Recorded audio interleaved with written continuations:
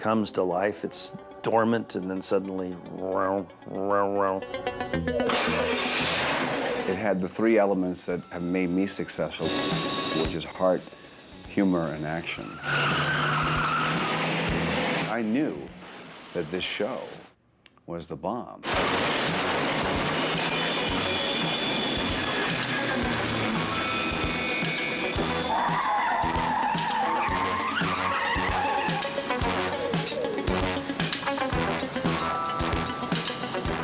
Manager called, an agent, and said, "You're not going to believe this. They want to test you for Knight Rider." I said, "What's Knight Rider?" They said, "Show about a talking car." I said, "Oh, wow. Send a script over." They sent the script over. I read the script, and I, honest to God, said, "Wow, this is unbelievable." It was like glowing in my hands. I was going, this is gold. I didn't pick him out of a crowd and say, "It's David." We interviewed a lot of people, and I think a lot of people read, but then we narrowed it down to 5 people, and we did screen tests on them, on film. This is my ticket. This is sent to me from God. This is it. I totally believed it. And I called my father, and I said, "Dad, I'm testing for a show called Knight Rider." He said, "I thought you were going to New York." "Well, I was, but this is a primetime show on NBC. It's going to be huge. What's it about?" I said, "It's about a talking car." And my dad said, "I think you should go to New York." But I got my star. I saw the new Pontiac that was just coming out. I really thought it had great lines, especially for an American car. They took the first 2 cars off of the assembly line and shipped them to us. That's what we had to make the pilot. My first day was a bit of a comedy of errors. I had a very upset stomach and it was a bad day. I was in the restroom a lot, and you know, there's some things that I just can't tell you. What's going on? What did I do? Deny everything. The pilot episode really establishes everything, and you get to see Glenn Larson's original vision of the show. I mean, I love the things where the cops see him driving by and he's asleep, and breaking in and out of jail, and, you know, I mean, I sort of like big theatrical things. Those bullets are just bouncing off that windshield.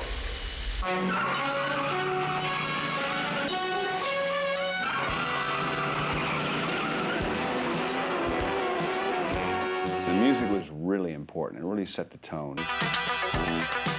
There are all ways that producers influence the composer on what he's writing, and in this particular case, Glenn has a little more input than others because of his musical ability.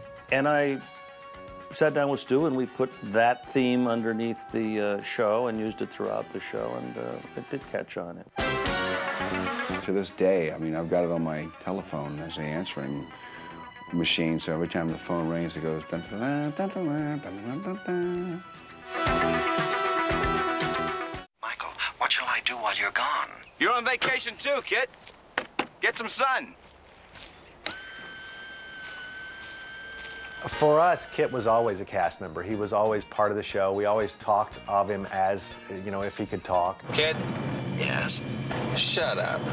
And you would be surprised at how many crew members came walking over and said, "Oh, I want to hear Kit talk. Let's hear Kit talk." And you're going, "Guys, it's an actor in the studio that does the talking. The car doesn't talk." Kid stayed in makeup way too long, and, you know, and he was just really a pest. It was awful. You know, for a collection of microprocessors, you're awfully touchy. Wrong. It's just that my circuits function better when we operate in a reality mode. Kid? Yes, Michael. Just keep driving. You never get him out of the shop. He was always getting, like, tuned up or polished. Sometimes he would just drive off and have to be by himself. Kid, you okay? Kid! We'll discuss that at a more appropriate time. I never had any other voice in mind when I was writing it and when I went to cast it. I mean, what he really sold was this sort of prissiness and, you know, pedantic. Here are guys doing comedy.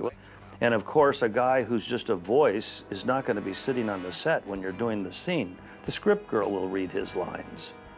You know, Michael, wake up. Okay, so you'll have a script girl's voice in there until you get to the dubbing stage, and then Bill will have come in and said his lines, And they put them together. They didn't meet for 6 months. They met at the Christmas party. He says, "Hi, I'm William Daniels. I play Kit." I said, "Hi, I'm David Hasselhoff. I play Michael." And we just started laughing. I said, "We got a hit." He goes, "Yes, we do." Just remember, this is business, not pleasure. You're about as much fun as a divorce, which is not a bad idea. I want custody of me. You know, I should have gotten rid of you before I turned you on. Now I can't shut you up. Hi, ladies. We got a comedy team there. A lot of natural conflict. You know, what hero wants to be dependent on the car? Michael had a chance to teach Kit what emotion was, what the human side was. So I started calling the car, "Buddy. How you doing, buddy? How you doing, pal?" You know, because I said, I'm the Lone Ranger, and this is Silver. I'm Roy Rogers, and this is Trigger. How's it feel to be one of a kind again? As you know, Michael, I do not have feelings. However, for want of a better expression, being one of a kind is a very familiar feeling. Right. Good night, buddy. Michael, you do realize this race is academic, not to mention unnecessary. Why is that? The car of the future is already here. Me. It was work only when you were sitting in the car in July wearing a leather jacket with the windows up, and it was about 110 degrees in there. You know, it was a tough shoot. He had cars, and he had stunts that were really dangerous. We just knew that we had a car that could do anything, and you know, what do we do with a car that can do anything? I mean, anything that we could dream up, we would put on the dash of Kit to show. In the very first episode, it was established that Kit was basically indestructible, could jump, use the turbo boost.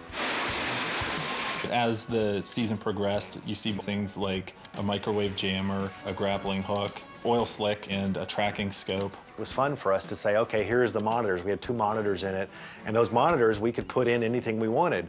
It was primarily Mike Chaffee. It would be the genius behind, you know, all of the final design on the car. And he's the one that came up with all these LEDs and all of the things that hadn't been on any cars at that time. The fans of the show were going to their local Pontiac dealerships and asking for a Trans Am that looked like Kit, with the scanner and with the front nose and the dashboard. Pontiac then went to the producers and said, "Please don't refer to this car as a Trans Am anymore. Not that you can't tell it's a Trans Am anyways." What do you say we pay the general a little visit, huh?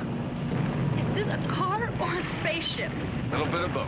Okay, now we've got to have a bad guy. Somewhere in each episode, there's going to be some kind of bad entity.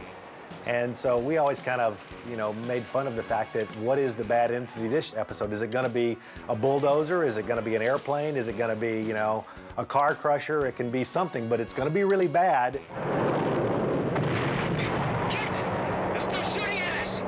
Thank you, Michael, but I noticed that myself. Lots of fire, lots of special effects, lots of explosions. You know, when you went to work, you knew you were in for an experience that day. You'd get up at 4:30 and you'd stumble home at 8, beat.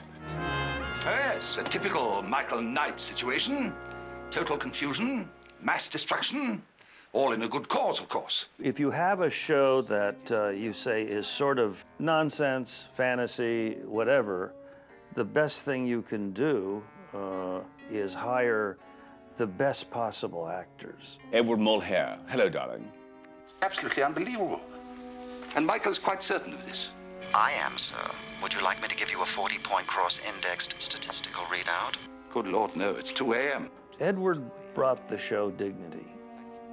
He brought it, that touch of class. He just popped into my head one day. And I said, if he'd do it, we want him. I was always fighting the dialogue because they always had to tell the story, you know. There's Michael, there are these bad people that are taking these weapons and they're really bad and you must do this and you go there. And he had all this jargon to say that was like so long. Thank God I didn't have it. And he used to go, and he'd get so frustrated. Devin, don't let anyone tell you differently.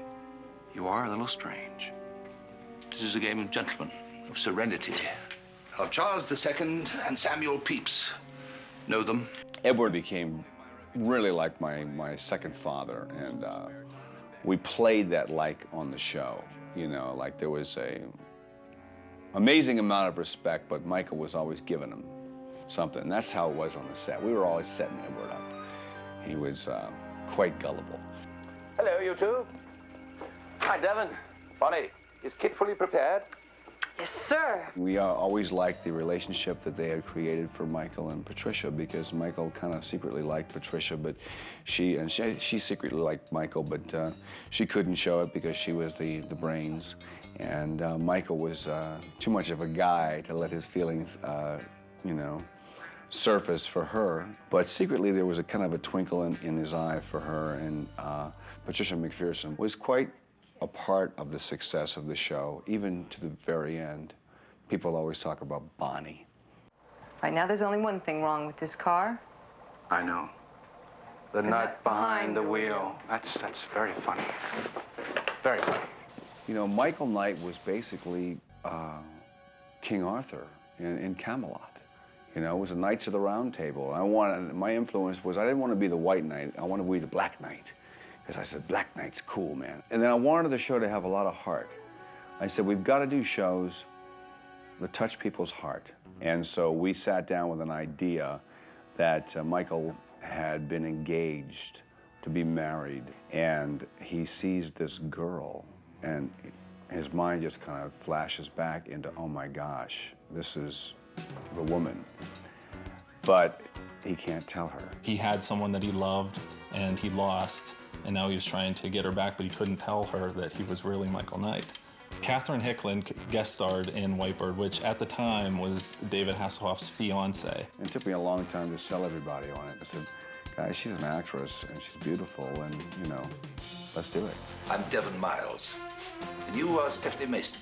Yes. How do you do? It made for a really, really good episode at the time. All right. Might as well deal with this now.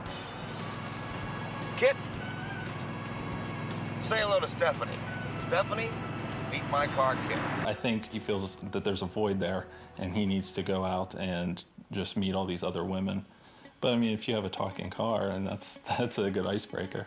Well, yeah, he was a knight in shining armor, so we had to find somebody who was in distress, you know. And I think the most fun shows were the ones where he kind of got the girls. Hi.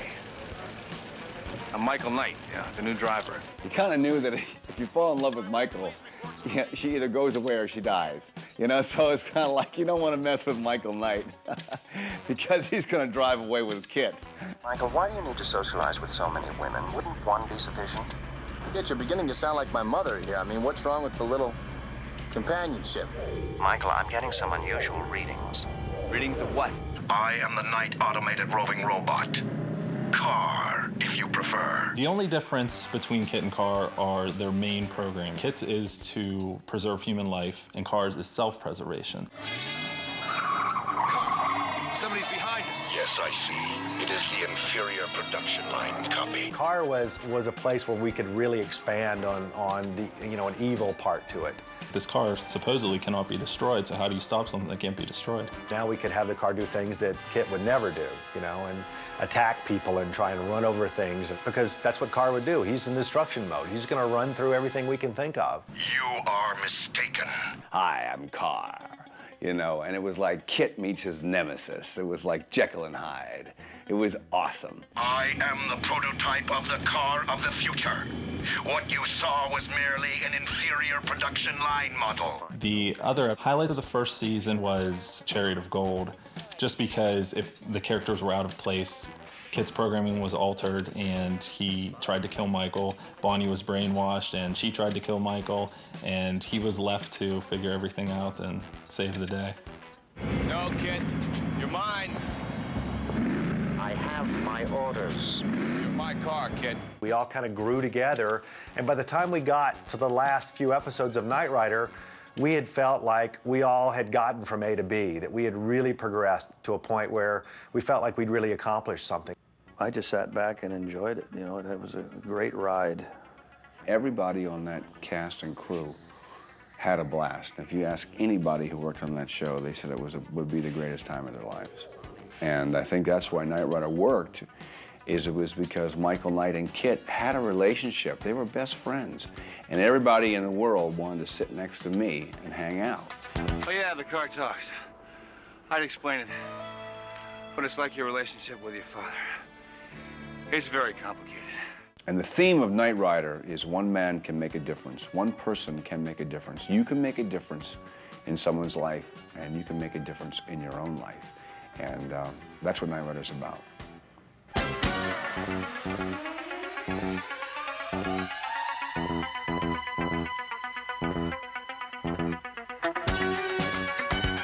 This stuff here, this is the lunchbox.